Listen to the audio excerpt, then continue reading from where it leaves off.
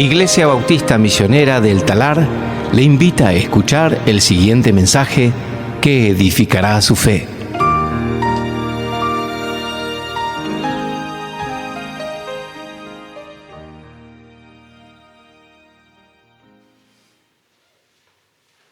Vamos a abrir nuestras Biblias a Lucas, capítulo 7. Lucas, capítulo 7 en esta mañana.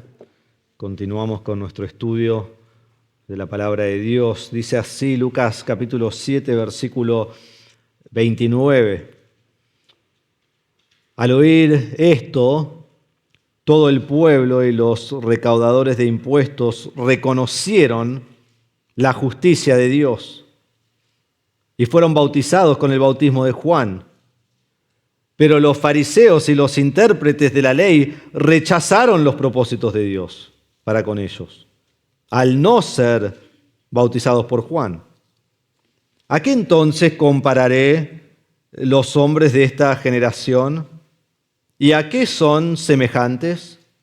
Son semejantes a los muchachos que se sientan en la plaza y se llaman unos a otros y dicen: les tocamos la flauta y no bailaron, entonamos endechas y no lloraron, porque ha venido Juan el Bautista que no come pan ni bebe vino, y ustedes dicen: tiene un demonio. Y ha venido el Hijo del Hombre que come y bebe, y dicen: miren, un hombre glotón y bebedor de vino, amigo de recaudadores de impuestos y de pecadores. Pero la sabiduría es justificada por todos sus hijos. Oremos. Padre nuestro, te damos gracias por el texto que tenemos delante de nosotros en esta mañana. Pedimos, Señor, que tu Espíritu Santo obre en nosotros. Que el Espíritu Santo esté convenciéndonos en nuestra vida en esta mañana. Que aquel o aquella que está en esta congregación que no te conoce como Salvador, que hoy se arrepienta y ponga su fe en Cristo. Que aquellos que son hijos de Dios, que tomen estas verdades y las guarden en su corazón y que les lleve a proclamar el Evangelio a todos sabiendo que estas son las respuestas al Evangelio. Muchos rechazarán, pero otros creerán.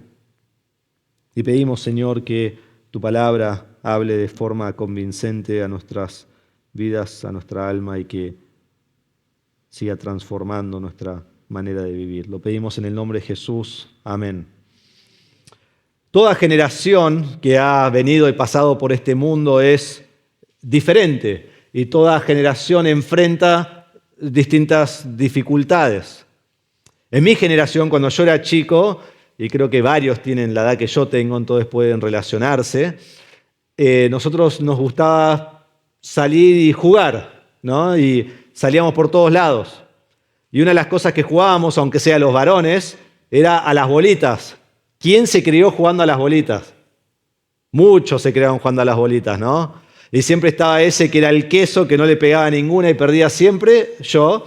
Y después estaba ese que de acá a 5 metros hacía así toda una cosa rara con la mano y le pegaba siempre. Y le ganaba todo, siempre existía esa persona. Era buenísima, tenía buena coordinación de ojos, de manos, de todo, ¿no? Yo no tenía ninguna de las coordinaciones. No solo jugábamos a las bolitas, también íbamos a las plazas, antes que las hagan hermosas, ¿no? ¿Y qué hacíamos? Jugábamos al fútbol, ¿no? Ahí en la tierra, y mejor todavía si está lloviendo, en el barro, y bien, y ensuciarse todo, y divertirse. Después también a mí me gustaban mucho las tortugas ninjas de chico, entonces con mis amigos jugábamos a las tortugas ninjas. Nosotros éramos las tortugas ninjas y jugábamos contra los malvados imaginarios, ¿no? Y siempre les ganábamos y los matábamos a todos. Era muy divertido. Y salíamos a andar en bicicleta y hacíamos cosas con la bicicleta que no sabemos ni cómo sobrevivimos, ¿no? Que nuestros padres hasta el día de hoy no se lo contamos porque no lo van a poder creer. Y nosotros hicimos muchas cosas que por la gracia de Dios estamos vivos, ¿no? Y creo que por eso cuando tenemos nuestros hijos ahora estamos como: no te muevas, no hagas esto, no hagas lo otro, ¿no? Porque si hace lo que hice yo se va a morir seguro, no va a sobrevivir. La dificultad más grande en ese tiempo era que cuando llegabas a casa mamá tenía que tratar de comprar el mejor jabón para sacar la mezcla de barro de olor, de sangre, de todo lo que tenía, ¿no? Y tratar de dejarlo limpio y dejarte a vos limpio también. Hoy la generación ha cambiado. Hoy hay que rogar, ¿no? Que salgan a jugar a algo. Y las bolitas, ¿qué son las bolitas, no? ¿Y qué son estas otras cosas? Entonces las generaciones van cambiando. En ese tiempo, cuando vos salías a algún lado, salías sin celular. ¿Por qué? Pues no había celular, ¿no? Y si te pasaba algo en la calle, estabas en problemas. Tenías que orar que haya algún teléfono público, ¿no? Esos cosos gigantes donde metíamos las monedas, la fichita, ¿no? Y ahí llamábamos rápido antes de que se nos acabe la plata, porque no teníamos más monedas y nadie las podía conseguir a las monedas. Entonces lo hacíamos rápido. Entonces si salías, no podías comunicarte. Y hoy ha cambiado, hoy tenemos el celular, ahora no salís a ningún lado sin el celular, ¿no? Y si salís a algún lado y te lo olvidaste, volvés para buscarlo, porque tenés que tenerlo encima. Mirá si ocurre algo en los 30 segundos que no estoy en casa con el celular, ¿no? Y lo tenés que tener. Y hoy los problemas son diferentes. Ahora en las escuelas están teniendo reuniones y determinando si los chicos pueden llevar el celular a la escuela o no. Cuando vos fuiste a la escuela, ¿alguien los llevó a la escuela? Los que son más grandes, ¿no? Nadie. Porque cuando salieron los primeros celulares eran así, ¿no? Los tenías así. Entonces nadie iba a la escuela con el celular gigante, pues no servía de nada. Pero hoy, sí, los chicos lo tienen todo el tiempo, entonces enfrentamos distintas dificultades de qué hacer con esta generación que nace con el celular, ¿sí? En la mano prácticamente. Entonces vemos que las generaciones cambian, las generaciones tienen distintas dificultades, se enfrentan distintas cosas, no solo en nuestra vida personal, pero también como iglesia. Me acuerdo como chiquito que íbamos casa por casa, volanteando y hablando con la gente, y la gente salía hasta la reja y te hablaba. Algunos aún te abrían la reja y te dejaban pasar. De chicos hicimos un viaje a Mendoza de jóvenes, íbamos a las casas visitando y nos hacían pasar, almorzábamos con la gente y tomábamos mate con la gente. Increíble, sí, el pastor tomaba mate en ese tiempo. Y así estábamos, y la gente nos hacía pasar y estaba con nosotros. Hoy tocas el timbre y te abren la ventana de la casa, no de la reja de la casa. ¿Qué necesitas? No, gracias, nada, me voy. Le dejo acá un pancito. No nos hablan. Cuando nosotros comenzamos la iglesia en 2017, y aún antes, cuando hacíamos distintos eventos antes de comenzar, volanteábamos por todos lados, volante tras volante tras volante, cientos y miles de volantes a través de 2, 3 años, y en todos esos años no vino ni una persona por un volante. Ni una. Nunca. Entonces dijimos, bueno, vamos a dejar de gastar plata en volantes, en invitaciones y energía en invitar, y nos dimos cuenta que la forma en que la gente está viniendo, la gente que no conocemos, ¿no? Es por las redes. Entonces dijimos, bueno, tenemos que tener un ministerio de redes. Así está llegando la gente, está viendo las reuniones, está viendo distintas cosas y determinando si van a visitar. Y aún cuando empezamos las redes nos dimos cuenta, o yo me di cuenta, me explicaron los que eran más jóvenes, que hay distintas redes para distintas generaciones, ¿sí? Si vos no sabés eso es porque estás en la generación que no entiende, ¿sí? Ahí estaba yo. Y yo decía, no, yo solo sé usar Facebook. Sí, vos estás en esa generación de los más grandes, ¿sí? Y está como distintos niveles. Los más grandes son los que usan Facebook y YouTube, ¿sí? Y después están los adultos más jóvenes, usan Instagram, que me lo tuvieron que enseñar y reenseñar hasta que al fin lo entiendo. Y cuando lo entendí, después salió TikTok, ¿no? Para los adolescentes. No hay mucha gente de 60 años usando TikTok, ¿sí? Entonces, aún en eso vemos que las generaciones son diferentes y van cambiando. Y cada generación es diferente y cada generación enfrenta distintas cosas. La generación de hoy enfrenta cosas que quizás nosotros no enfrentamos. Pero lo que quiero que entendamos hoy es que hay algo que toda generación tiene en común. No importa si era la de Cristo, no importa si era en el año 200, 500, 600, hace 20 años, hoy hay una cosa que toda generación tiene que responder. Y toda generación y cada persona de cada generación debe decidir cómo va a responder a Cristo. Todos. Cada persona que pasa por esta tierra. Y tienen dos opciones: o van a reconocer su pecado y arrepentirse de su pecado y creer en Cristo, o al contrario van a rechazar el propósito de Dios y van a ser condenados. Esto es lo que vos tenés que responder en tu vida. Y esto es lo que vos tenés que proclamar a esta generación para que ellos respondan en su vida. Y vamos a ver que el Evangelio nunca vuelve vacío, o sea, alguien rechaza o alguien cree en Cristo, pero lleva una respuesta. Lleva una respuesta. Y este es el dilema aquí en esta porción que tenemos en esta mañana. Juan el Bautista ha venido predicando el Evangelio, Jesús ha venido predicando el Evangelio y ellos tienen que responder a este mensaje. Y la pregunta es, ¿cómo responde esta generación al mensaje del Evangelio de Cristo? Y por ende, ¿cómo respondemos nosotros al mensaje de la salvación? ¿Y cuál es el resultado que sigue por la respuesta que hemos tenido? Entonces, la pregunta que quiero hacer en esta mañana es, ¿reconoces la justicia de Dios o rechazás los propósitos de Dios?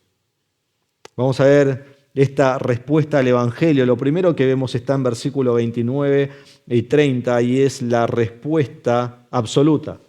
La respuesta absoluta. Aquí en estos dos versículos vemos un gran contraste. Ahora, si vos tenés la Biblia que tiene las palabras de Jesús en rojo, estos versículos 29 y 30, ¿en qué están? En negro, ¿no? Y es un gran dilema porque no sabemos si estas son las palabras de Lucas escribiendo como el autor o de Jesús hablando. Realmente no sabemos. Y si agarrás 10 comentarios van a empatar 5-5, ¿sí? Entonces puede ser cualquiera de los dos. Pero no dejes que eso te frustre, porque en realidad no importa. Lo que importa es que sea Lucas que está hablando o sea Jesús que está hablando, están diciendo lo mismo. Están hablando de la respuesta a la enseñanza del Evangelio. Y lo que vemos es que el mensaje del Evangelio dividió al pueblo. Divide al pueblo entre los que reconocieron a Dios y los que rechazaron a Dios. Aquellos que creyeron en Cristo y aquellos que resistieron a Cristo. Y vemos que en todas las generaciones el Evangelio siempre hace lo mismo. Divide a la gente, divide. Porque algunos creen y entonces su vida cambia y otros rechazan y entonces aborrecen el Evangelio. Entonces vemos una división. Entonces la división que vemos aquí en versículos 29 y 30 es la misma división que se ve en todas las culturas, en todas las generaciones. Y quizás aún vos lo experimentás con tu familia si no es salva. Esa misma cosa. Entonces vemos primero la respuesta del pueblo, versículo 29. Al oír esto, todo el pueblo y los recaudadores de impuestos reconocieron la justicia de Dios y fueron bautizados con el bautismo de Juan. Comienza allí Lucas o Jesús, el que está hablando, dice, al oír esto. Y la pregunta es, ¿qué es esto? Esto es el mensaje de Juan. Y nosotros sabemos que el mensaje de Juan fue muy claro. El mensaje de Juan fue, Cristo ya viene, prepárense, está llegando el reino de los cielos, hagan derechas sus sendas, hagan que todos los montes sean alisados, que todo esté derecho, que todo esté preparado bien para la venida de Cristo. Prepárense, arrepiéntanse, pidan perdón por sus pecados y sepan que el Señor ya viene, la entrada al reino está llegando. Fue un mensaje de arrepentimiento. Fue un mensaje que hay que entender que no fue un mensaje para que hagan una profesión, fue un mensaje para que haya una conversión, un cambio de vida. Necesitaban arrepentirse y creer en Cristo. Es más, Juan dice en Lucas 3:8 que este arrepentimiento producirá frutos en tu vida. Entonces hagan frutos dignos de arrepentimiento. Fue un mensaje de salvación, fue un mensaje de redención, fue un mensaje de conversión, un cambio en la vida de la persona que creyó. Y acá dice que al oír esto, todo el pueblo. Y noten eso, que este mensaje fue para todo el pueblo. Todo el pueblo tiene la misma oportunidad. Juan no predicó un mensaje para algunos y otro mensaje para otros, predicó un mensaje al cual hubo distintas clases de respuestas, pero todo el pueblo tuvo la misma oportunidad. Nadie tuvo más que otra, escucharon el mismo mensaje. Y siempre es así. Siempre es el mismo mensaje el Evangelio. No cambia. Y aquí vemos que este pueblo escuchó y respondió. Dice que el pueblo y los recaudadores de impuestos reconocieron la justicia de Dios. Dice que todo el pueblo reconoció la justicia de Dios. Ahora, yo creo personalmente que aquí habla de manera general del pueblo. Porque vemos que muchos que estaban allí con Juan luego rechazaron a Juan y rechazaron a Jesús. Y aún muchos que estaban ahí seguramente se bautizaron. Y tanto en ese tiempo como en todos los tiempos hay muchos que rechazan a Cristo y hay muchos que dicen que creen en Cristo y se bautizan y están firmes por el Señor y después demuestran que en realidad nunca fueron salvos. Entonces acá tenemos todo esto. Pero cuando habla de todo el pueblo en general, está hablando de aquellos que salieron a escuchar a Juan, entendieron el mensaje de Juan y creyeron en el mensaje de Juan. Y se arrepintieron porque fueron convencidos por la verdad del Evangelio y respondieron en arrepentimiento. Y entonces pueden mirar conmigo en Lucas capítulo 3, cuando Juan dice en versículo 8 que hagan frutos dignos de arrepentimiento. Entonces al creer, miren lo que dice versículo 10, aquí está el pueblo del cual habla 7:29. Dice, y las multitudes le preguntaban, ¿qué pues haremos? Entonces, nosotros hemos creído decir que hagamos frutos dignos de arrepentimiento. ¿Cómo se ve eso? ¿Qué son estos frutos? ¿Qué debemos hacer? Entonces Juan le dice, el que tiene 2 túnicas, comparta con el que no tiene, y el que tiene que comer, haga lo mismo. Básicamente le dice, ama a tu hermano como a ti mismo. ¿Vos conocés al Señor ahora? ¿Vos te arrepentiste de tu pecado? Ama a tu hermano como a ti mismo. El punto de Juan es que una conversión producirá una vida cambiada. Una vida cambiada. Entonces nos dice en versículo 29, al oír esto, todo el pueblo, pero después miren lo que dice, y los recaudadores de impuestos.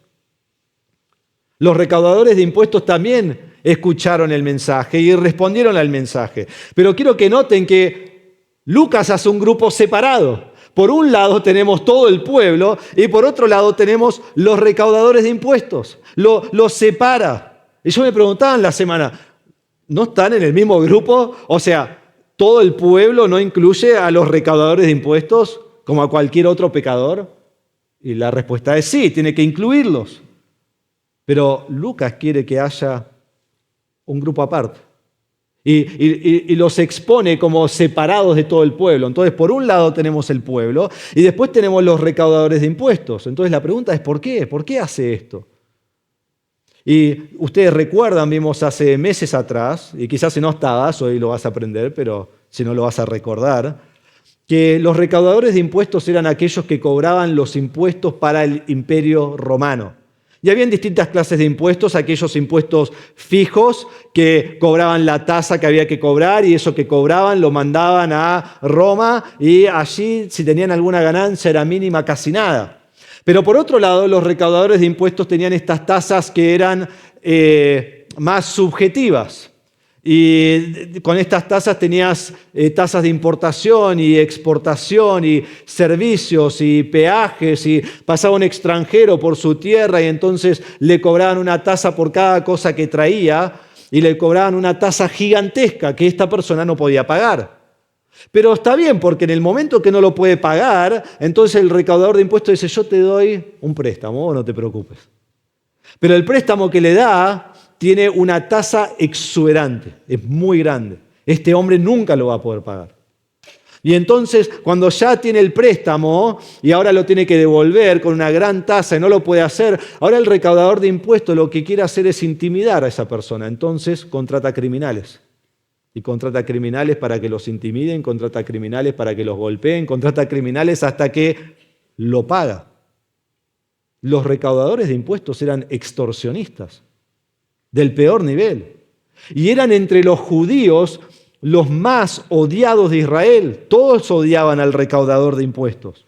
Eran más odiados que los romanos y más odiados que los gentiles, porque ellos mismos eran judíos traicionando a su propio pueblo.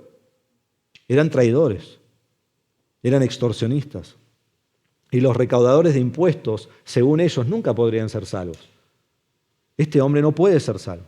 Nunca podrían ser perdonados.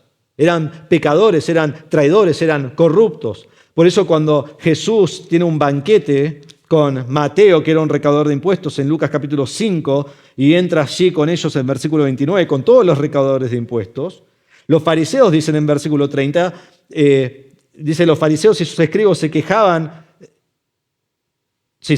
a los discípulos de Jesús diciendo, ¿por qué comen y beben ustedes con los recaudadores de impuestos y con los pecadores? Jesús, ¿qué haces? Estás comiendo con lo peor de la sociedad. En Lucas 18:11 estos recaudadores de impuestos son nombrados junto con los estafadores, los malhechores, los adúlteros. En Mateo capítulo 21:32 están nombrados con las rameras. O sea, acá tenés lo peor de lo peor. Y lo que hace Lucas es, dice, aquí está todo el pueblo que responde al Evangelio, pero por separado yo te voy a hablar de la peor persona que existe en Israel, el recaudador de impuestos. ¿Y sabés lo que va a hacer él? También va a responder al Evangelio. Entonces lo que Lucas quiere mostrar es que aún el peor de los pecadores puede responder al Evangelio. Y vuelvan conmigo a Lucas capítulo 3, porque vimos que ellos respondieron al Evangelio. Después de lo que leímos recién en versículos 10 y 11, miren en versículo 12, vinieron también unos recaudadores de impuestos para ser bautizados y le dijeron, maestro, ¿qué haremos? O sea, la multitud bien, ellos también, pero nosotros ¿qué hacemos? Nosotros somos recaudadores de impuestos. Y miren lo que les dice Juan, no exijan más de lo que se les ha ordenado.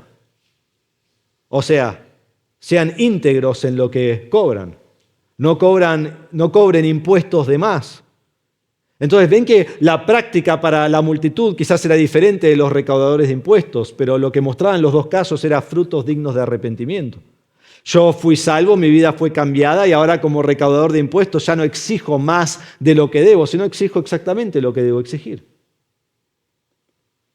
Ellos también respondieron al Evangelio. Miren el resto del versículo 29 de capítulo 7. Y los recaudadores de impuestos reconocieron la justicia de Dios y fueron bautizados con el bautismo de Juan. Ellos escuchan el mensaje y responden al mensaje. Dice que reconocieron la justicia de Dios. O sea que ellos reconocen que Dios tiene razón en cuanto a su pecado y su necesidad de salvación.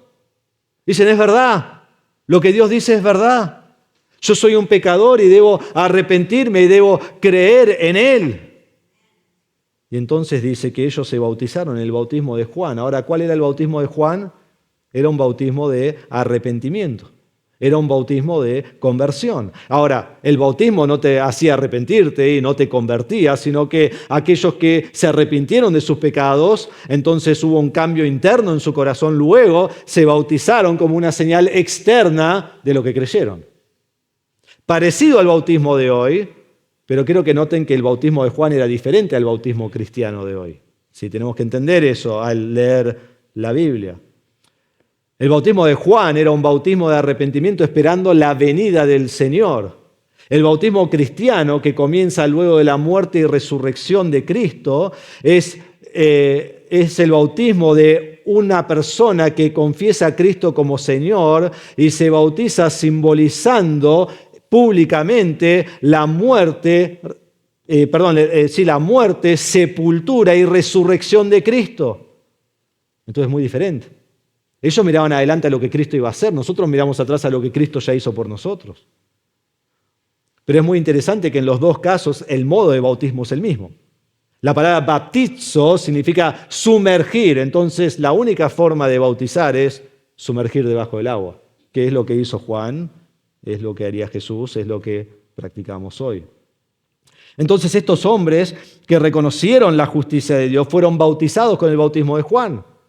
Fueron bautizados esperando la venida del Señor, como un testimonio a todos de que se habían arrepentido de sus pecados.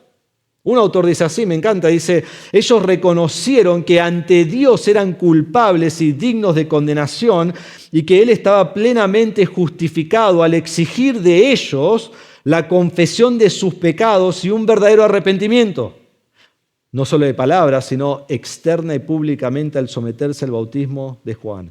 Entonces, ¿qué hizo esta gente de versículo 29? Reconocieron su pecado, se arrepintieron de su pecado y creyeron en el Mesías que iba a venir. ¿Y cuál es el mensaje para nosotros hoy? Reconocer nuestro pecado, arrepentirnos de nuestro pecado y creer en el Mesías que vino y murió en la cruz por nuestro pecado. Y así somos convertidos. Esa es la conversión y eso produce un cambio en nuestra vida. Pero el religioso quiere intentar cambiar su vida y ser mejor ante Dios, pero sin un cambio interno nunca lo puede lograr. Entonces, esto es el pueblo y los recaudadores de impuestos, y ellos reconocen la justicia de Dios. Y después llegamos al versículo 30, miren la primera palabra. Pero, siempre habrá personas que rechazan el Evangelio. Y a veces son, y muchas veces son, los que parecen estar más cerca a Dios, los más religiosos, los que, este seguro va al cielo. Miren quiénes son. Pero los fariseos y los intérpretes de la ley. Ahora, como siempre digo, esto para nosotros es como, los hipócritas. Sí, pero para el tiempo de ellos no. Estos son los líderes espirituales del pueblo, los más santos que hay, los que están más cerca a Dios, así los veían ellos. Y dice los fariseos y los intérpretes de la ley. Estos son los expertos de la ley, los expertos de las Escrituras, los expertos en cumplir cada tilde de la ley. Se la saben de memoria, la cumplen todo. Son los maestros de todo el pueblo y los que lideran al pueblo. Se podría decir los espirituales del pueblo. Y están tan preocupados con la ley de Dios y la saben tan bien, pero no se preocupan por la voluntad de Dios. Eso no les importa. No les importa. Y miren lo que dice. Ellos rechazaron los propósitos de Dios para con ellos. Y es enfático. La voluntad de Dios, el propósito de Dios lo rechazan, lo ignoran completamente, lo invalidaron. Es como que entendieron lo que era la voluntad de Dios y la ponen al costado. Eso no importa. Eso no es importante. Y estos eran los, entre comillas, los religiosos, los que amaban a Dios, los que llamaban a Dios su Padre. Y no, ellos no son hijos de Dios. Y cuando se les revela el propósito de Dios, ellos lo ignoran completamente, fueron indiferentes al propósito de Dios, no les importa el propósito de Dios. Ellos no quieren la voluntad de Dios para sus vidas, ellos no quieren que Dios determine cómo deben vivir sus vidas, y ellos no quieren que Dios decida en qué términos pueden llegar a ser hijos de Dios. Ellos no quieren nada de eso. Entonces, donde por un lado el sencillo, el recaudador de impuestos, el pecador se arrepiente y se humilla y reconoce su indignidad y cree en Cristo y es convertido, por otro lado tenemos estos hombres que no tienen nada de qué arrepentirse. Estos hombres se creen que ya están sanos, que son justos.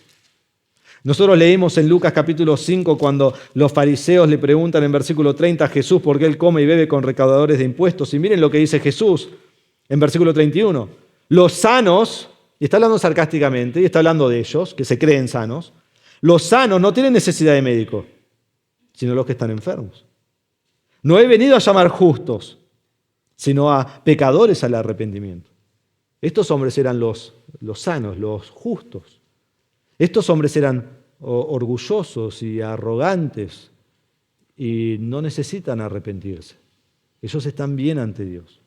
Ellos rechazaron la justicia de Dios. Ellos rechazaron el evangelio que predicó Juan. Ellos rechazan el evangelio de Cristo. Y aquí nos dice que lo rechazaron al no ser bautizados con Juan. Rechazaron la salvación, rechazaron el bautismo, rechazaron todo el mensaje. Estos son los fariseos. Y esto es una advertencia. Es una advertencia para todo religioso. Todo religioso. Y no estoy hablando del religioso católico o pentecostal o adventista. No, estoy hablando del religioso bautista. ¿Sí? O de todos los religiosos. Aquel que cree que puede determinar su propio rumbo para llegar a Dios. Que debe hacer distintas cosas para llegar a Dios. Y vive una vida falsa, diciendo que cree en el Evangelio, pero no está dispuesto a humillarse ante Dios.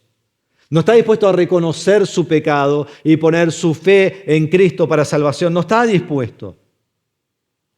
Pero debemos entender que el único que puede ser salvo es el que hace esto, el que reconoce la justicia de Dios, se arrepiente de su pecado y pone su fe en Cristo. Es la única forma. Entonces puede tener la salvación. Entonces puede ser parte de este versículo 29, que son los salvos. Entonces te pregunto, ¿vos has creído en Cristo como tu Salvador? No lo rechaces. Confesalo como Señor y Salvador de tu vida. Y dices, bueno, pero yo he estado en la iglesia muchos años y llego a hacer eso, ¿sabes qué? Bueno, pero mejor eso que eternidad en el infierno. Y si has creído en Cristo y dices, no, yo ya soy salvo, yo estoy seguro de mi salvación, yo sé que voy al cielo. Bueno, entonces proclamalo a los demás. Y cuando lo proclames, sabé que muchos te van a rechazar. Me rechazaron a Juan, me rechazaron a Jesús, y te van a rechazar a vos. Pero no a vos, sino a tu mensaje. Pero así como muchos rechazan, también vemos aquí en versículo 29 que muchos creerán, muchos se arrepentirán, muchos llegarán a la salvación. Entonces vemos aquí en versículos 29 y 30 que el Evangelio demanda una respuesta absoluta. Por un lado, reconocimiento, arrepentimiento, fe, que llevó al bautismo de Juan, y por otro lado, rechazo a los propósitos de Dios, que llevó a negar lo que decía Juan. Esas son las dos respuestas. Entonces vemos la respuesta absoluta. Segundo, vemos en versículo 31 en adelante lo que yo llamé la generación mimada. ¿Sí? Y va bien con la generación en la cual vivimos hoy, ¿no? La generación mimada. Jesús dice en versículo 31, ¿a qué entonces compararé los hombres de esta generación? ¿A qué son semejantes? Ahora, nosotros debemos entender que en este contexto la generación se refiere a los fariseos y los expertos de la ley, aquellos que acabamos de ver en versículo 30, que rechazaron el propósito de Dios. Pero no solo se refiere a ellos, sino que también podemos ver que se refiere a todos aquellos que fallan en responder al Evangelio de Cristo y por ende también rechazan el propósito de Dios. Entonces, está más abierto a todo aquel que es incrédulo a lo que dice Cristo. Porque vemos que aún muchos de los que se bautizaron en el bautismo de Juan no fueron salvos. No son los que están incluidos en el versículo 29. Y esto es muy común porque aún cuando Jesús entra en su entrada triunfal a Jerusalén la semana antes de que muere, ¿qué decía la gente? Hosana al que viene en el nombre del Señor, bendito sea el Señor. Que eso en realidad sería hoy, ¿no? Bendito sea el Señor. Y lo adoran y lo honran y ha llegado el Mesías y qué increíble. Y la próxima semana Pilato dice, ¿qué hago con Jesús? Y esta misma gente que está diciendo, crucificalo, asesinalo. Dice, pero no hizo nada, ¿qué hago? Crucificalo. Y dice, no, pero yo no voy a ser culpable de esto. Y dice, no te preocupes, nosotros somos los culpables, que su sangre caiga sobre nosotros y nuestros hijos. La misma gente que está cantando Hosana está gritando por su muerte.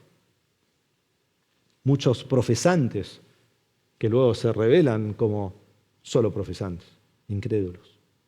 Y Jesús dice, ¿a qué entonces compararé los hombres de esta generación?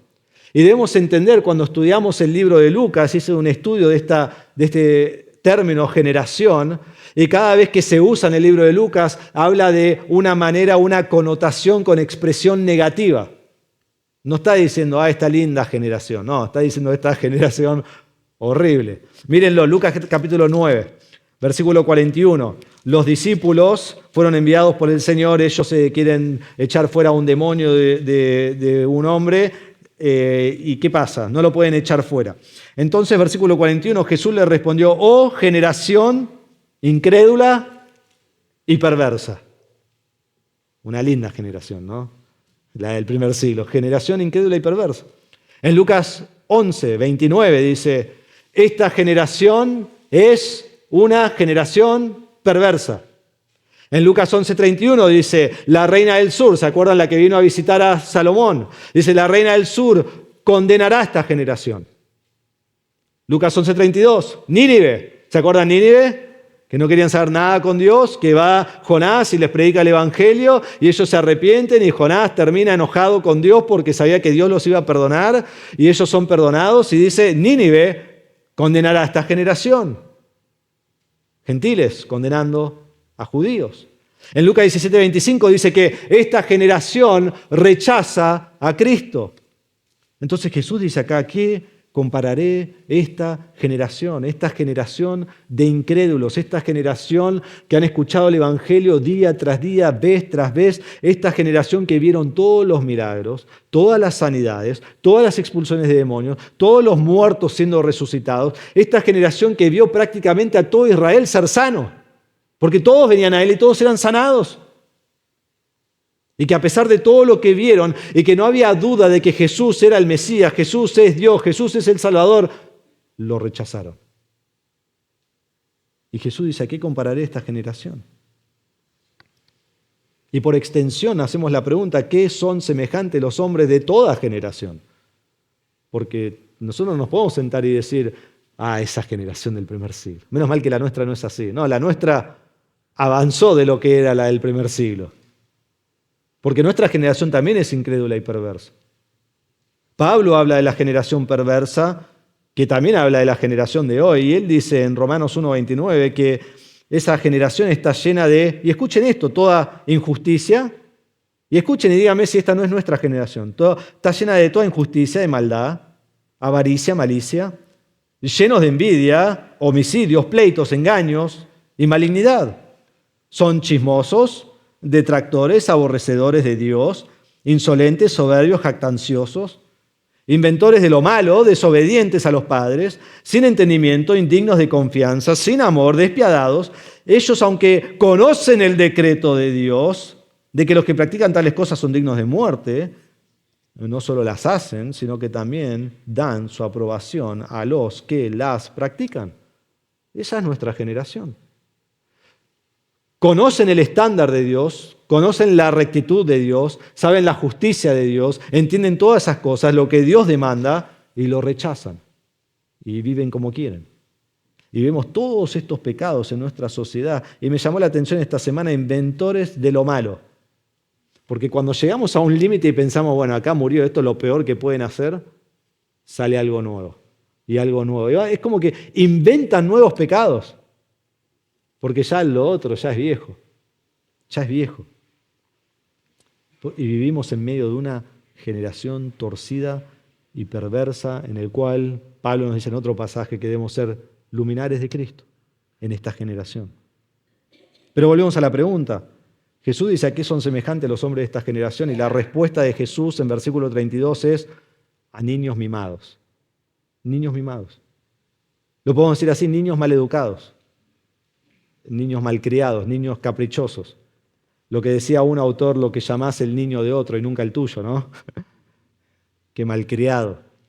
Miren la parábola y así empieza. En versículo 32 tenemos la parábola, en versículos 33 y 34 la explicación y en versículo 35 el contraste.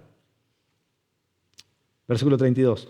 Son semejantes a los muchachos, los chicos, que se sientan en la plaza y se llaman unos a otros y dicen, les tocamos flauta y no bailaron.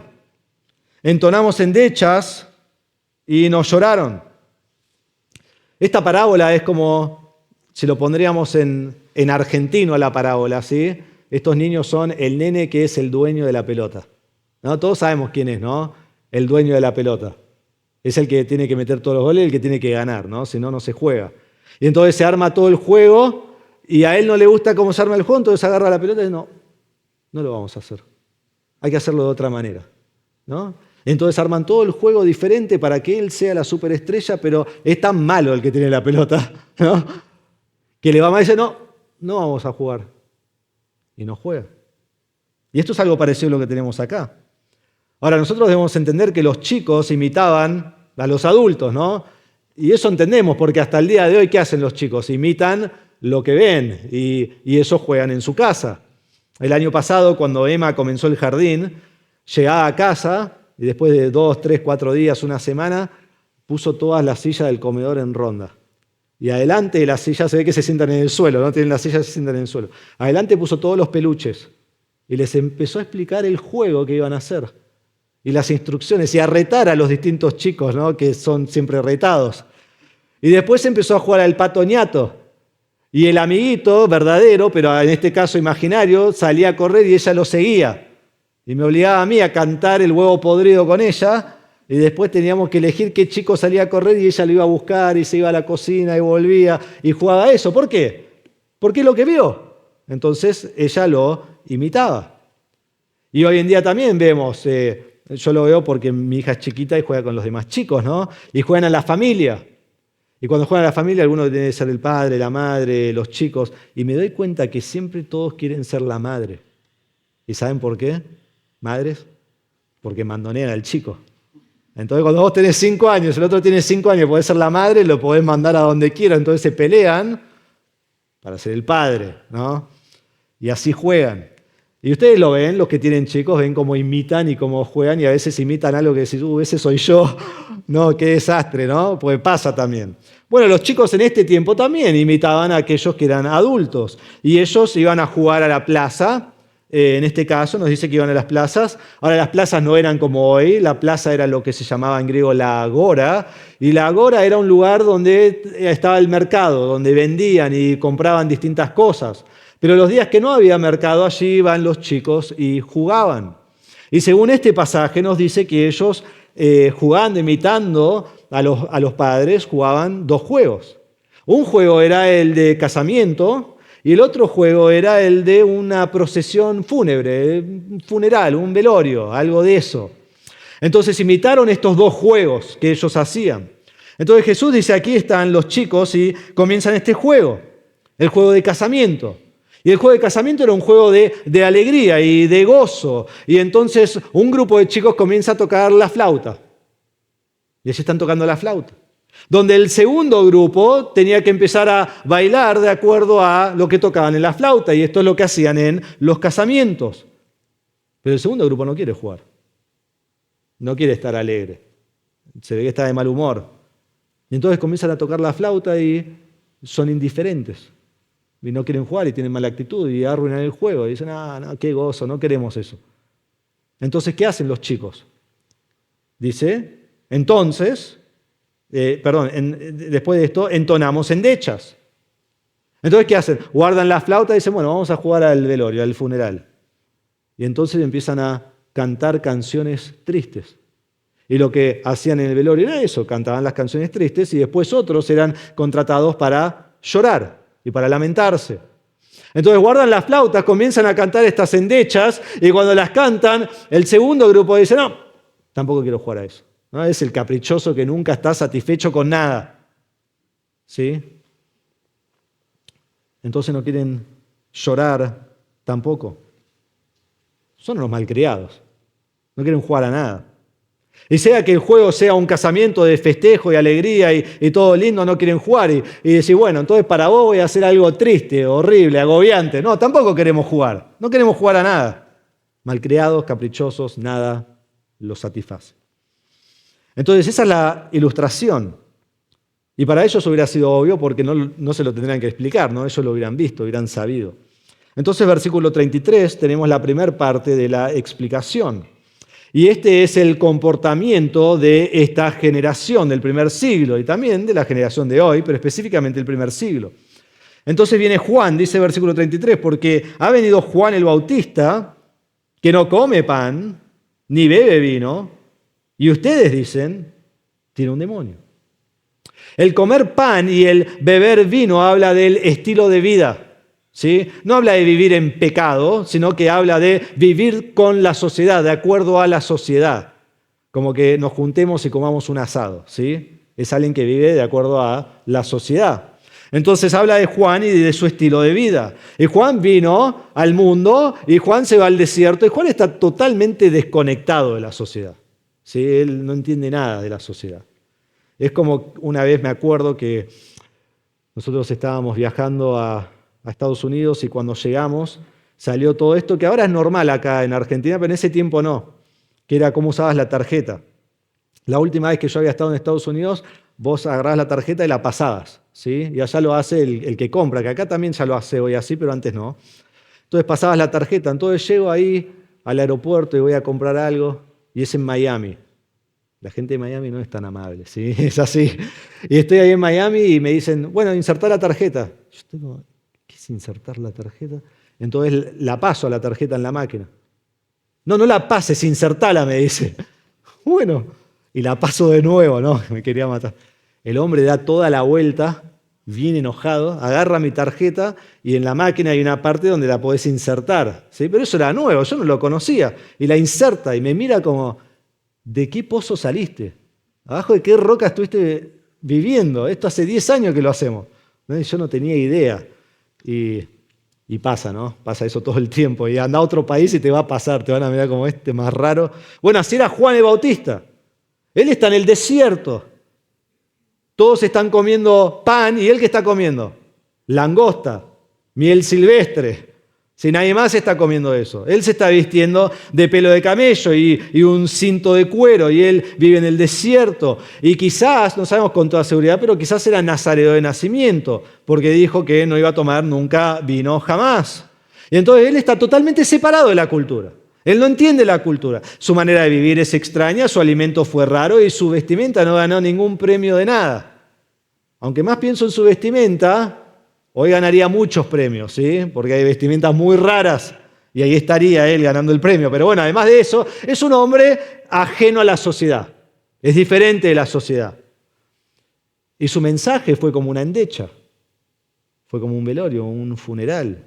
Fue un mensaje duro de juicio inminente, de lamento, con la necesidad de arrepentirse de su pecado. Fue un mensaje severo y temeroso y pareciera de poca gracia y de poca misericordia. O te arrepentís y crees en Cristo que viene y tenés el reino del cielo, o te echan al infierno. La eternidad en el fuego. Es un pesimista, es triste. Entonces, ¿qué dijeron de él? Al ver su comportamiento extraño del desierto, su vestimenta, su comida, su mensaje, determinaron que tenía un demonio. Este hombre tiene un demonio. Este hombre no tiene tacto con la sociedad, no sabe cómo vivimos nosotros aquí en la sociedad. Este no puede decirnos nada acerca de Dios. Es más, Juan es un agente de Satanás, endemoniado. Que es algo que van a decir después de Jesús. En Mateo 12 dicen que él tiene un demonio. Increíble. Este hombre que predicó el Evangelio, dicen, él tiene un demonio. Y en realidad tenemos que entender que no rechazaron a Juan, rechazaron su mensaje y buscaron la excusa perfecta para no tener que creer su mensaje. Entonces dijeron, un demonio. ¿Quién va a creer a un demonio? Nadie. Entonces él predicó el Evangelio y rechazaron lo que predicó. Entonces por un lado tenemos a Juan. Esto es como algo triste, endechas, llorar. Entonces, ¿qué hace Jesús? Hace el contraste. Versículo 34 dice, ha venido el Hijo del Hombre, que sí come y sí bebe. Y dice, miren, un hombre glotón y bebedor de vino, amigo de recaudadores de impuestos y de pecadores. Acá tenemos lo opuesto. ¿Notan cómo Jesús se llama a sí mismo? La cual es su término favorito de sí mismo, el Hijo del Hombre. El Hijo del Hombre es un término que exhibe tanto su humanidad como su deidad, que Él es 100% hombre, pero es 100% Dios. Es el término que se encuentra en Daniel capítulo 7, versículos 13 y 14. Y ellos cuando lo escuchan van directamente ahí porque van a conocer este texto. Porque el Hijo del Hombre, así nos dice que es el principio y el final, el Señor de señores. El Hijo del Hombre tiene todo dominio y toda gloria y todo reino y todos vienen a servirle y dice que su dominio es eterno. Y Jesús dice, llega el Hijo del Hombre. ¿Qué está diciendo? Llega Dios mismo. Llega Dios mismo, acá ante ustedes. Y yo siendo Dios soy lo contrario de lo que es Juan. Y siendo Dios como y bebo con los demás. Me como el asado con mis amigos. Juego al fulbito en la semana. ¿Sí? Soy parte de la sociedad. Soy parte de lo que está sucediendo. Me relaciono con las personas. Y si miramos Juan capítulo 2, versículo 1 al 11, ¿qué vemos ahí? ¿A dónde iba Jesús? A los casamientos. Él asiste a los casamientos. Y si volvemos a Lucas capítulo 5, 29 en adelante, ¿a dónde va Jesús? Al banquete.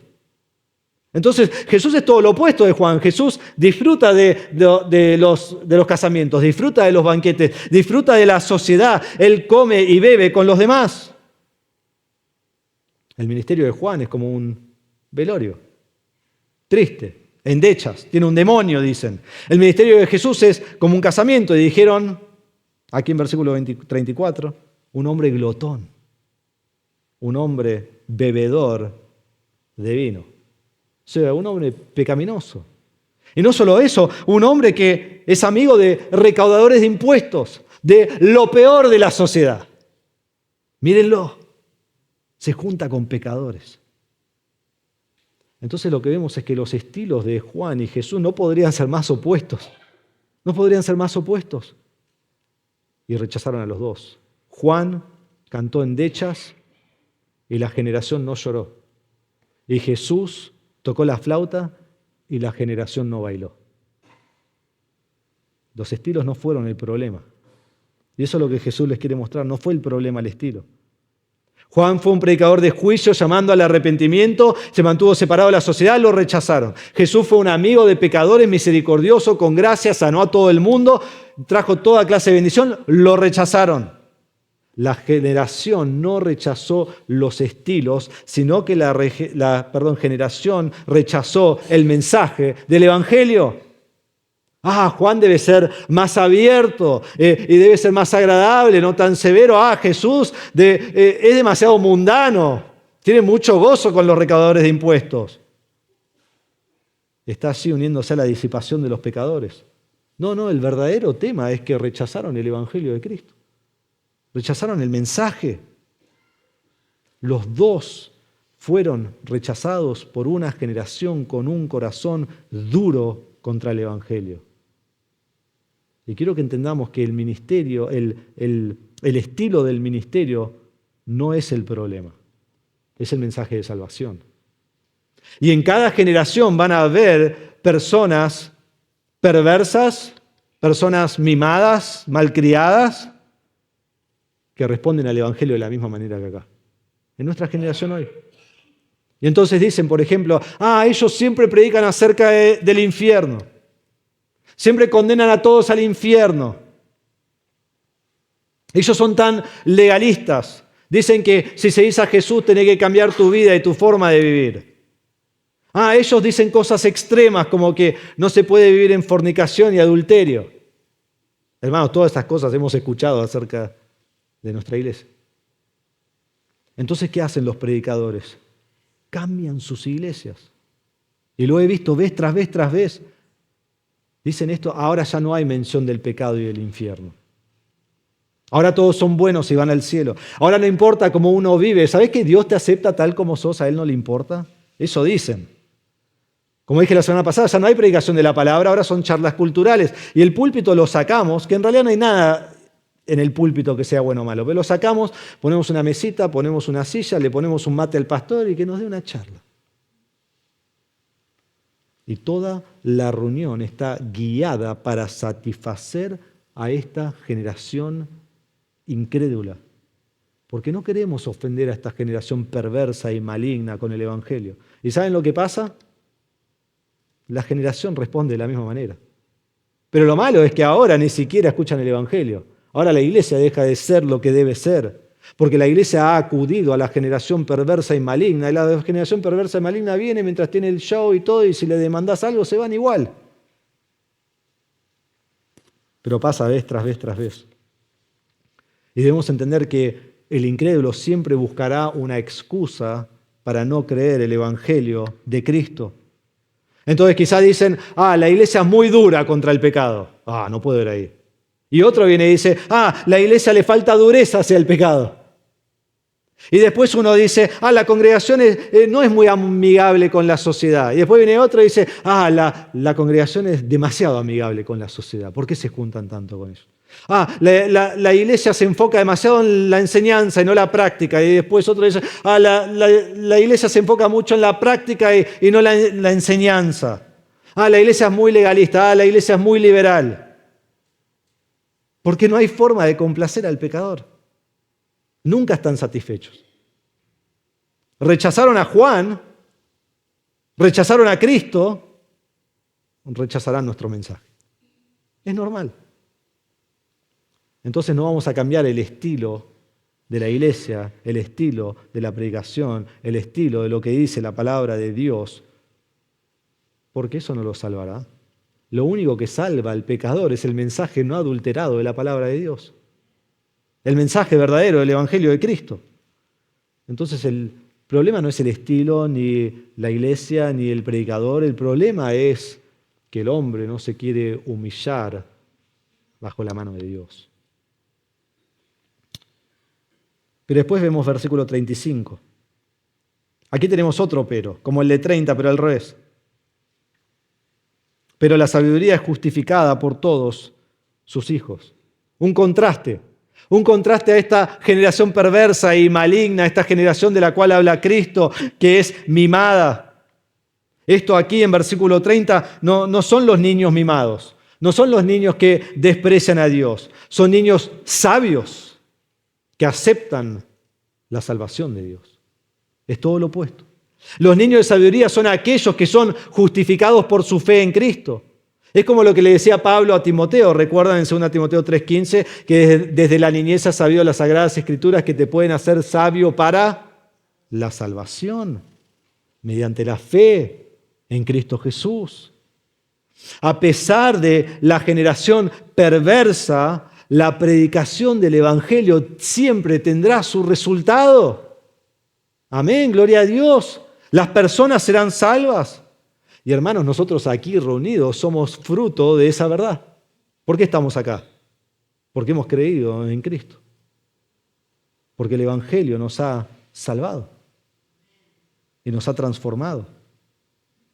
Y en toda generación están los perversos que rechazan la salvación por un lado y por otro lado los sabios que reciben la salvación. Toda generación tendrá las dos cosas.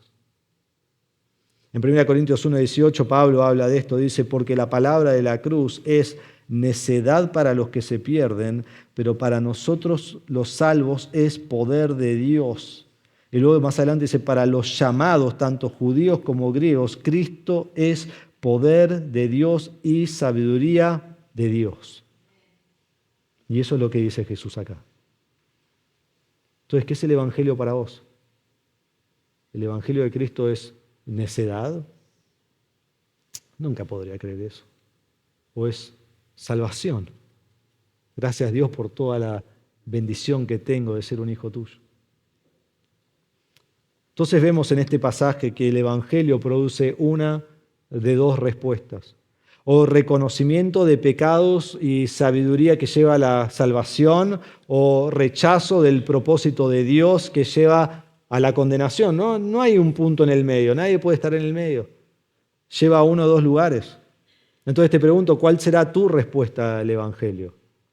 ¿Has puesto tu fe en Cristo como Salvador? Es la única forma de ser salvo.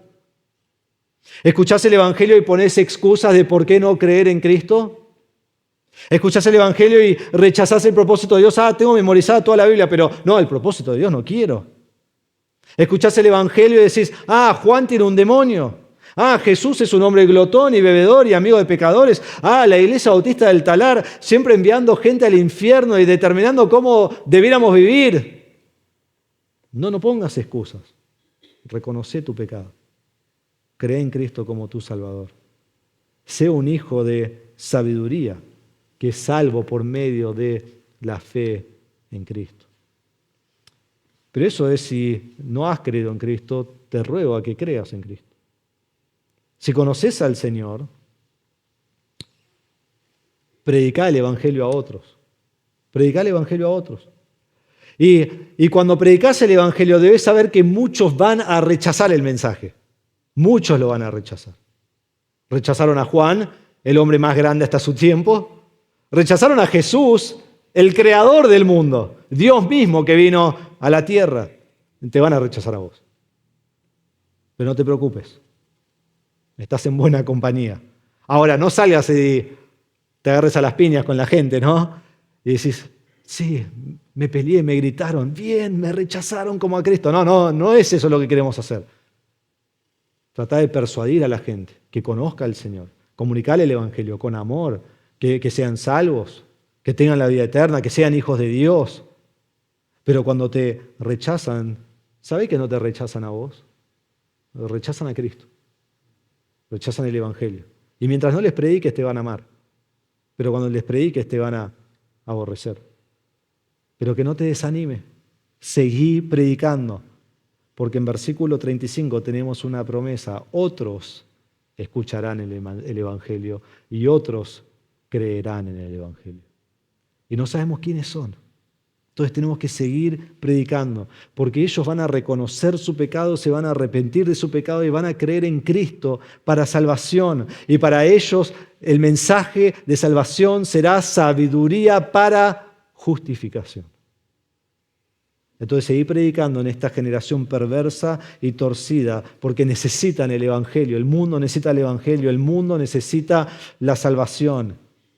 Y el Evangelio de Cristo siempre resultará en reconocimiento para salvación o rechazo para condenación. Entonces continuemos predicando a Cristo y demos gracias porque porque para nosotros el Evangelio es sabiduría y justificación. Oremos. Padre nuestro, te damos gracias por tu palabra en esta mañana. Te damos gracias por esta porción, este párrafo que llena nuestra alma. Y es tan práctico para nosotros hoy, porque aunque han pasado 2000 años desde esta generación, el corazón del hombre es el mismo. Y nosotros no somos mejor que los demás en la generación, pero sí somos los más bendecidos de la generación, porque tú has determinado salvarnos con fe en Cristo. Y Padre, ahora nos llamas a confesar a Cristo, a proclamar a Cristo. Y pedimos, Señor, que no nos desanimemos, porque sabemos que la mayoría no van a creer el Evangelio y van a poner excusas y van a decir cosas porque se sienten culpables por su pecado, pero no quieren cambiar sus vidas. Sigamos predicando, sigamos rogando al mundo que se reconcilie con Dios, porque algunos creerán y aquellos que creerán tendrán vida eterna, su vida será completamente cambiada, tanto en el presente como esperanza en el futuro, y un día estarán en el cielo para siempre. Es la decisión más grande de sus vidas y nosotros debemos proclamar el Evangelio. Es lo más importante que podemos hacer por otro. Pedimos, Señor, que proclamemos el Evangelio y que demos gracias, Señor, que hemos sido salvos y justificados y somos los más bendecidos de todos los hombres. Y por último, Señor, te ruego que si hay alguien aquí que no te conoce como Salvador, que hoy reconozca tu santidad. Al hacer eso, que reconozca su pecado, se arrepienta de su pecado, aborrezca su pecado y crea en Cristo como Salvador. Te lo pedimos en el nombre de Jesús. Amén.